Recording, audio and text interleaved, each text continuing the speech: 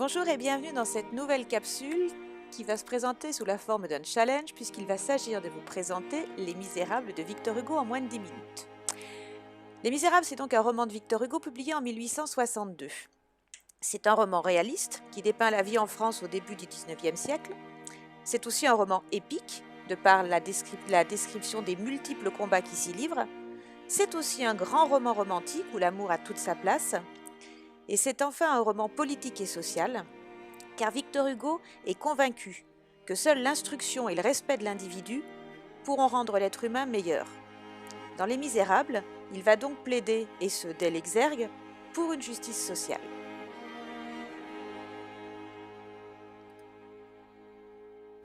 On peut ainsi lire dans l'exergue les mots suivants : tant qu'il existera une damnation sociale, tant que les trois problèmes du siècle, la dégradation de l'homme, la déchéance de la femme, l'atrophie de l'enfant ne seront pas résolus, tant qu'il y aura sur la terre ignorance et misère, des livres de la nature de celui-ci pourront ne pas être inutiles.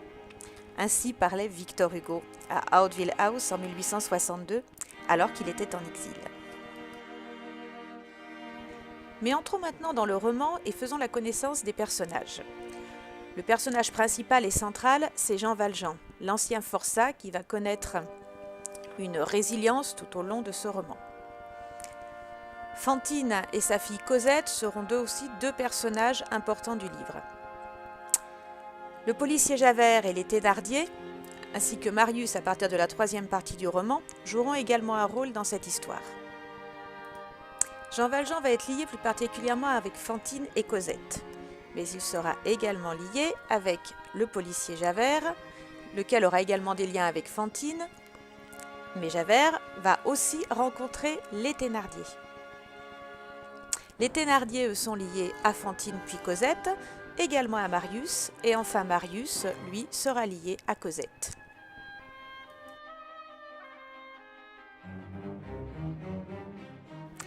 Le roman débute en 1815 avec son personnage central, Jean Valjean. Il vient de passer une vingtaine d'années au bagne pour avoir volé un pain et cherche un endroit où dormir. Tout le monde l'a chassé. Mais l'évêque de Digne, Monseigneur Myriel, va l'accueillir avec bienveillance, le faire manger à sa table et lui offrir un bon lit. Pourtant, malgré cette générosité, Jean Valjean va s'enfuir en pleine nuit après lui avoir dérobé des couverts en argent. Alors qu'il est ramené à l'évêché par deux gendarmes qui viennent de l'arrêter, l'évêque va encore l'aider en l'innocentant et en lui offrant 2 chandeliers en argent. Il ajoutera cette fameuse phrase : « Jean Valjean, mon frère, vous n'appartenez plus au mal, mais au bien. C'est votre âme que je vous achète. Je la retire aux pensées noires et à l'esprit de perdition, et je la donne à Dieu. »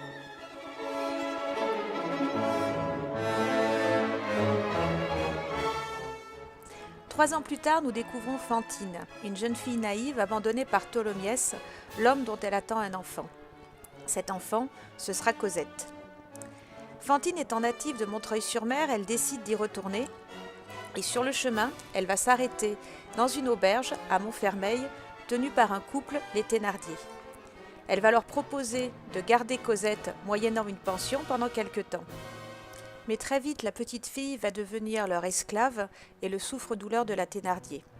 Ce sera la servante à tout faire de l'auberge, et les gens du village la surnommeront l'Alouette.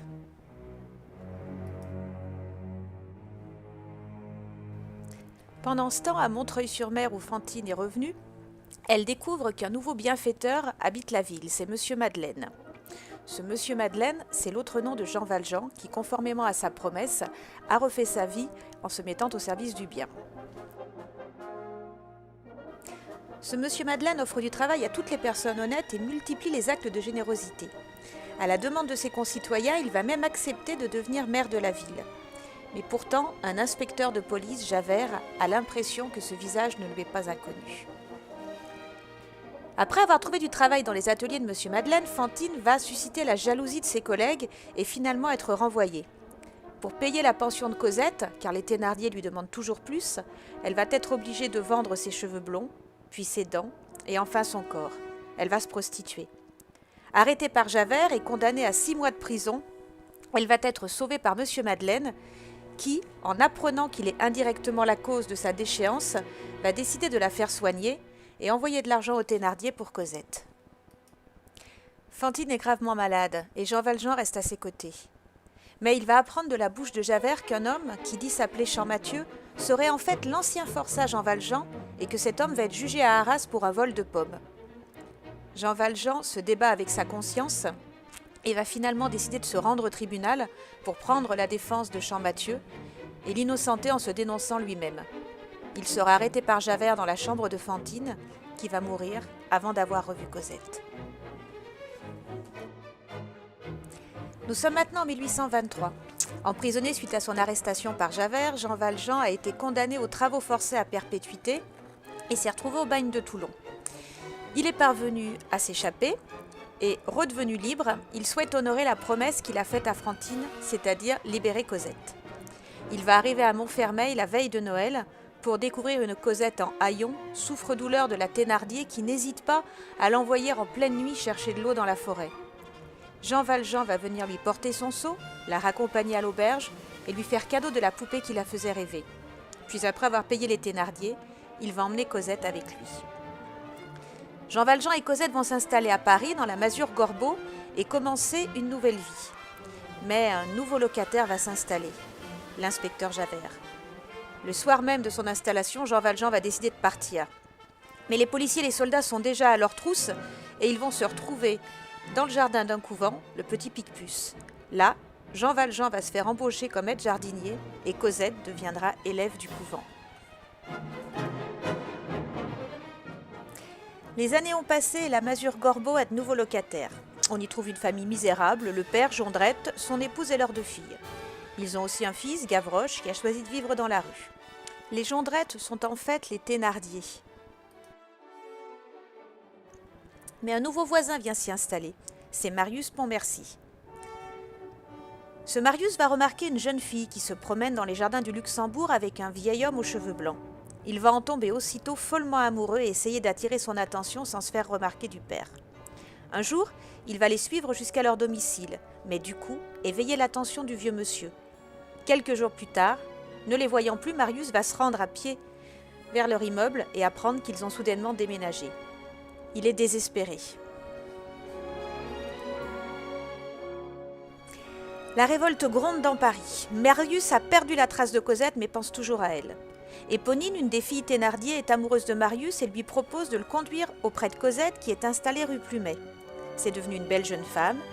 Elle est aussi amoureuse en secret de ce jeune homme qu'elle a croisé dans les jardins du Luxembourg et ils vont entrer en contact puis se revoir régulièrement mais secrètement.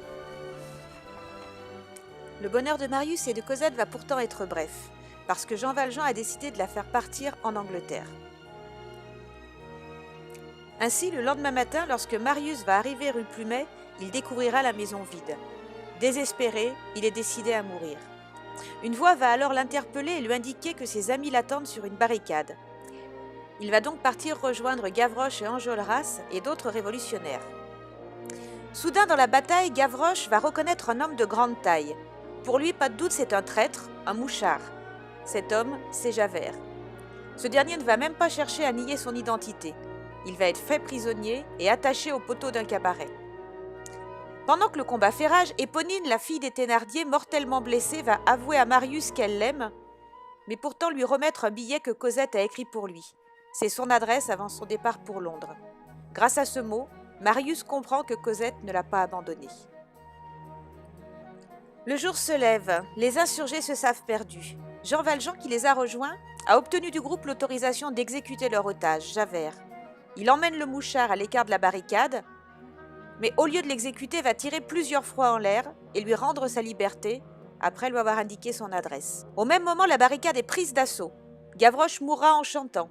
Marius va être blessé, mais Jean Valjean va le sauver en l'emportant, évanoui, sur son épaule. Dans les égouts, il va croiser Thénardier, recherché par les policiers. Et lorsque Jean Valjean va sortir, c'est lui qui sera arrêté par Javert. Il va accepter de se constituer encore une fois prisonnier, mais à condition que Javert l'aide à ramener Marius chez son grand-père, puis accepte de le laisser se rendre chez lui. Javert va dire oui, mais va disparaître pour aller se jeter dans la Seine, ne supportant pas de devoir la vie à un ancien bagnard qu'il pensait irrécupérable. La guérison de Marius prendra 3 mois, mais finalement, son grand-père acceptera son mariage avec Cosette, que Jean Valjean va richement doter. Resté seul dans sa chambre, Jean Valjean va passer la nuit à pleurer face à la valise où il avait soigneusement gardé les vêtements de petite fille de Cosette. Il ne sait que faire. Avouer à Marius sa véritable identité ou garder ce trop lourd secret. Finalement, il va choisir de tout révéler, mais Marius sera bouleversé par l'aveu et va demander à Jean Valjean d'espacer ses visites puis de rompre tout contact avec Cosette. Jean Valjean va alors sombrer dans le silence et la solitude, en tombant gravement malade. Alors qu'il meurt, on vient frapper à la porte. C'est Marius et Cosette. Car Marius a enfin découvert tout ce que Jean Valjean a fait pour lui et pour les autres. Les 2 jeunes gens se jettent aux pieds du vieil homme et le supplient de venir vivre avec eux. Ce moment remplit de bonheur Jean Valjean qui va mourir paisiblement. Selon ses dernières volontés, il est enterré anonymement, comme un pauvre, dans un coin perdu du cimetière du Père-Lachaise.